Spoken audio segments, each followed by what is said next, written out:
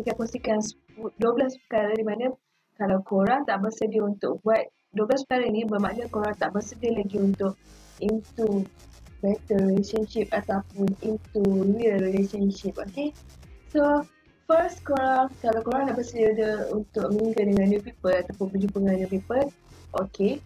Dan kalau korang nak bersedia untuk care ataupun ambil berat tentang orang lain selain pada diri sendiri, ataupun korang dah bersedia untuk beritahu dekat seluruh dunia yang korang ni taken, dan kalau korang dah bersedia untuk berkompromis dalam segala isu ataupun perkara, dan korang dah bersedia untuk stop flirting dengan orang lain, okay, ataupun korang dah bersedia untuk mengisi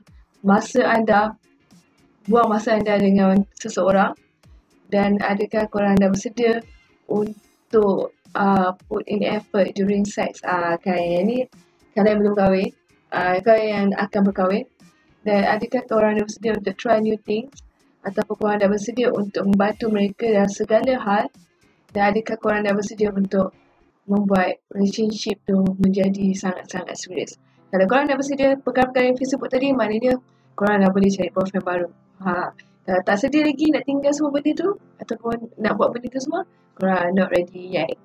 So jangan lupa, tu topik hari ni, dan saya harap korang semua boleh move on. Siapa yang putus cinta tu, siapa yang tengah frust, amalkan tips-tips yang Mashita bagi tadi, dan juga fikir balik apa yang korang perlu buat dalam kehidupan korang. Okay, tak semestinya tak ada lelaki korang tak tidur.